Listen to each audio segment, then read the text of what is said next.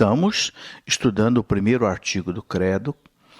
Creio em Deus Pai Todo-Poderoso, Criador do céu e da terra, de todas as coisas visíveis e invisíveis, diz o nosso credo niceno-constantinopolitano. Bem, Deus criou o homem, já vimos isso, mas Deus não criou o homem sozinho. Deus criou o homem junto com a mulher. Isto é muito importante. Deus quis que existisse dois sexos. Deus poderia ter criado 3, 4, 5, 6 sexos, mas Deus, na sua infinita sabedoria e bondade e poder, Deus criou 2 sexos apenas, o masculino e o feminino. E o nosso código genético mostra isso. Não existe um terceiro sexo geneticamente. Você sabe que aquele par de cromossomos que define o sexo da pessoa ou é XX ou é XY, ou é homem ou é mulher.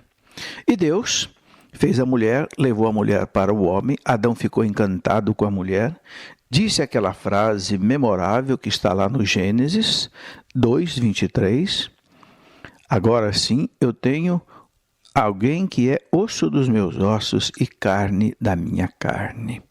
Adão ficou feliz.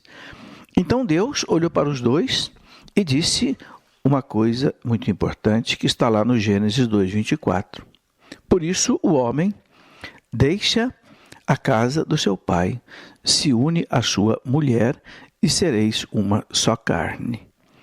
Então veja bem o plano de Deus, o desígnio de Deus. O homem deixa a sua casa, se une à sua mulher e sereis uma só carne.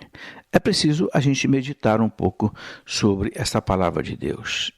Em primeiro lugar, Deus manda o homem se unir à sua mulher.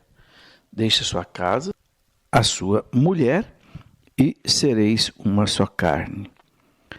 Deus não disse que o homem deixe a sua casa e se une a outro homem, ou que a mulher deixe a sua casa e se une a outra mulher. Não, o homem se une com a sua mulher. Por quê? Porque eles vão ter que gerar os filhos. Deus disse também ao casal: crescei, multiplicai. Homem com homem não consegue multiplicar. Mulher com mulher não consegue multiplicar.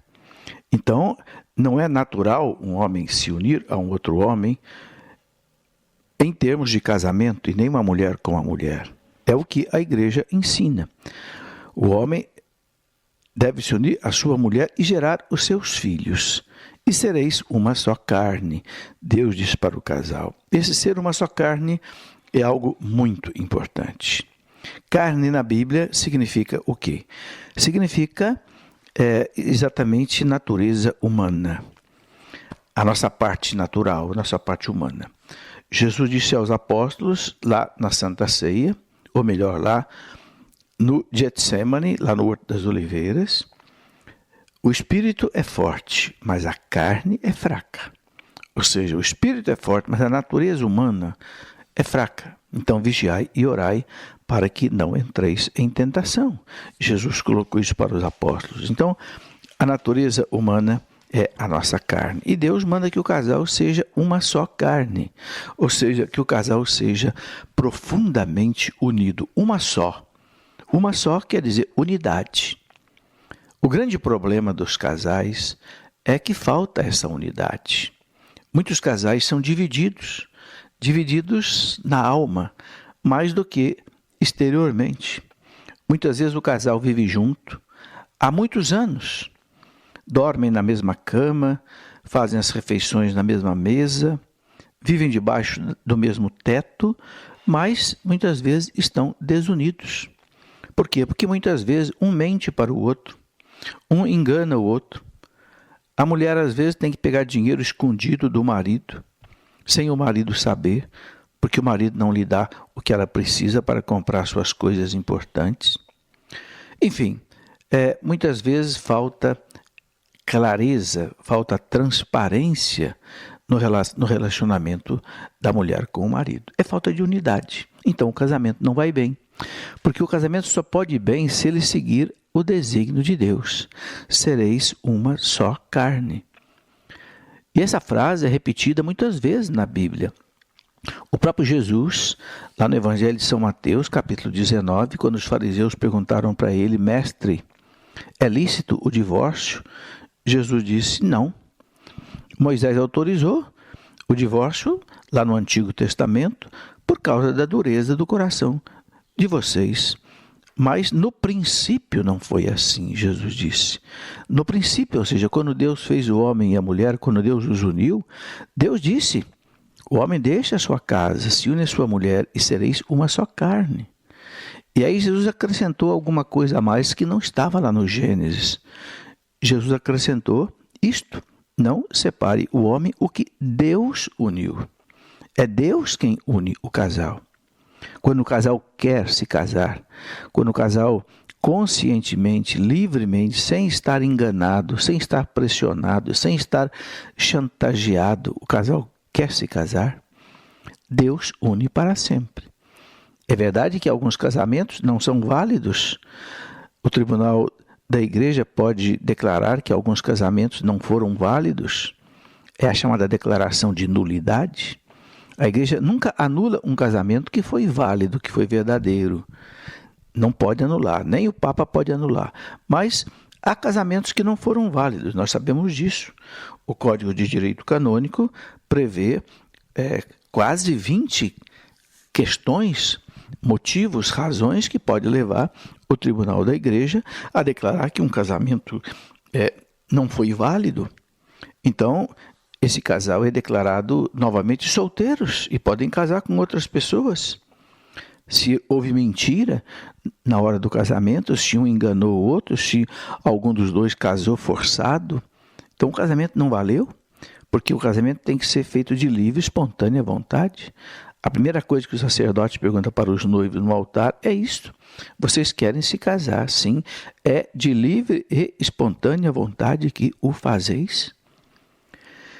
Eles vão dizer sim, mas se esse sim for um sim mentiroso, se ele estiver ali casando na marra, se ele estiver ali casando porque está com medo do sogro ou das pressões da sociedade, ou ela está casando só para ficar livre dos pais, não sei. Se não for um sim realmente consentido, desejado, querido, o casamento pode ser nulo na própria celebração. Quer dizer, o casal não se casa pensando que possa ter até se casado. Portanto, há casos de casamentos nulos, mas se o casamento foi válido, se não houve mentira, se não houve dolo, se não houve má fé, se não houve chantagem, né? Se os dois se casaram porque realmente queriam se casar, se conhecendo, se amando, então esse casamento é válido e ninguém pode anular. Por isso que Jesus disse: não separe o homem o que Deus uniu. Então é preciso saber se Deus uniu, se o casamento foi válido. E se foi válido, ninguém pode separar. Também São Paulo, lá na carta aos Efésios, no capítulo 5, quando São Paulo fala do casal, do casamento, da família, São Paulo fala isso. Né? Repete essa expressão: o homem deixa a sua casa, se une à sua mulher e sereis uma só carne. São Paulo fala que o homem e a mulher são uma só realidade. Isso é o mais importante no casamento, que Deus criou o casal para isso, para serem unidos. E sendo muito unidos, gerarem os filhos.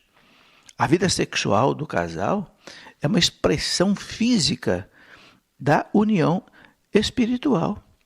Quando o casal se une os seus corpos, num ato de amor, onde vão gerar os seus filhos, esse ato é uma expressão da unidade que deve haver no coração dos dois.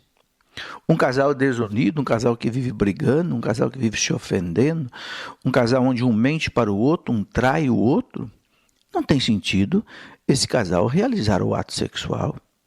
Por quê? Porque o ato sexual é um ato de amor. É um ato de amor, uma manifestação de amor, e é nessa manifestação de amor tão intensa, tão profunda, tão íntima, tão própria do casal, e é por isso que a igreja só aceita o ato sexual entre o casal unido pelo sacramento do matrimônio. Então, neste ato sexual, a vida vai nascer, o filho vai ser gerado. Que coisa maravilhosa! É aquilo que Deus disse para o casal: sede fecundos, multiplicai-vos, enchei a terra. Está ali, né, no Gênesis 1:28. Portanto, é um desígnio de Deus que o casal, pela sua unidade, inclusive unidade física, ele se multiplique. Então, ao transmitir aos seus descendentes a vida humana, o homem e a mulher, como esposos e pais, cooperam de forma única com Deus na obra do Criador. É algo extraordinário.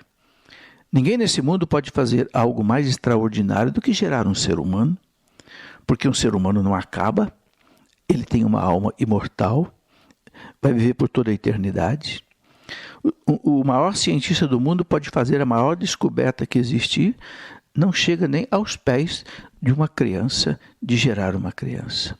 Por isso, é enorme a dignidade do casal quando gera os seus filhos. Por isso Deus quer o casal unido, porque a missão do casal não é só gerar os filhos, é também educar. E para que um casal possa educar bem os seus filhos, esse casal precisa ser unido. Porque se o casal for dividido, a criança vai ser dividida na sua educação, nos seus valores. A criança vai sofrer se esse casal for um casal que briga, um casal que se desentende, um casal que um vai para um lado, outro vai para o outro lado. Para onde vai a criança? Para onde vão os filhos? Então, Deus quer o casal unido. Sereis uma só carne, para que vocês possam ser fecundos, multiplicar e encher a terra.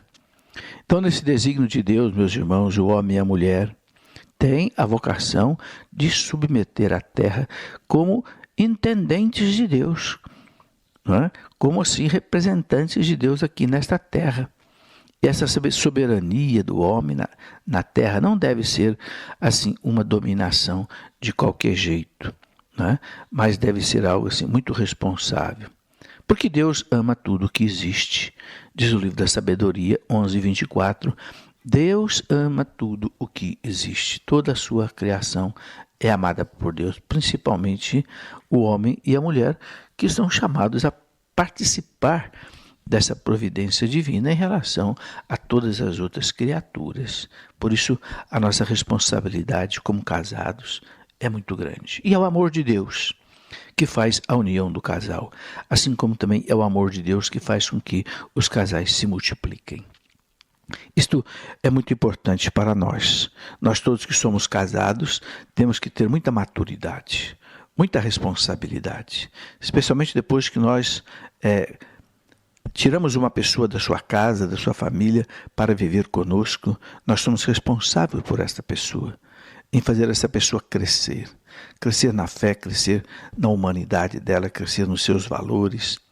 E também somos responsáveis pelos filhos.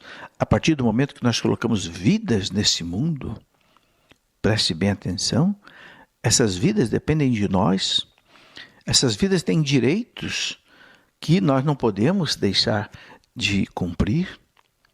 O direito à vida, o direito à proteção, o direito ao carinho, o direito à nossa presença de pai e de mãe junto aos filhos. E também do casamento, porque Deus não fez o homem e a mulher isolados, mas Deus os uniu em matrimônio. Deus disse para o casal, não é? Sereis uma só carne, sereis uma unidade profunda. E unidade profunda, meus irmãos, é unidade profunda. Não, estar unido não é a mesma coisa que estar junto. Muitos casais estão juntos, nós já dissemos aqui, mas não estão unidos. Por exemplo, se você pegar uma porção de batata e uma porção de laranja e misturar tudo numa vasilha, está tudo junto. Mas eu pergunto, será que eles estão unidos? Não, não estão unidos. Com facilidade você coloca a mão ali, você tira as laranjas de um lado, tira as batatas do outro e você separou. Assim acontece com um casal que está junto, mas que não está unido. Pode entrar uma mão estranha no meio deles e separá-los. Que mão é essa? Tem muitas mãos que podem entrar na vida de um casal e separar o casal. É o próprio dinheiro, é a própria religião, é a mentira, é a fofoca, é uma outra pessoa de fora, um terceiro, uma terceira, não é? Muitas coisas podem separar o casal que não é unido. Porque está junto, mas não está unido. Mas se o casal for unido de verdade, ninguém separa. Por exemplo, se você misturar um pouco de café com um pouco de leite e você mexer um pouco, você não tem mais café nem leite, você tem café com leite. Bem, na verdade o café está todo ali dentro, o leite está todo ali dentro, inteirinho, não perdeu nada de cada um. Mas agora eles estão sob uma nova forma, porque agora eles estão unidos. Não tem mais gosto de café, nem gosto de leite, não tem mais cheiro de café, nem cheiro de leite, não tem mais, não sei, composição de café nem de leite, agora é uma composição nova, café com leite, e ninguém consegue agora separar o café com leite. Como você separou as batatas das laranjas, você não consegue separar o café com leite. Pode entrar qualquer mão ali dentro que não consegue separar. Por quê? Porque agora você tem unidade. O café com leite não estão apenas juntos, mas eles estão unidos. Veja a diferença. É muito importante entender isso, o que é um casal que vive junto e o que é um casal que vive unido. Eu garanto para você, trabalhei 20 anos ou 30 anos numa faculdade de engenharia química, e eu posso dizer para você que você não consegue mais separar o café com leite, nem por filtração, nem por decantação, nem por evaporação, nem por eletrólise, nem por qualquer outro tipo de operação unitária da engenharia química. Você não consegue separar. Por quê? Porque agora você tem aí um novo produto.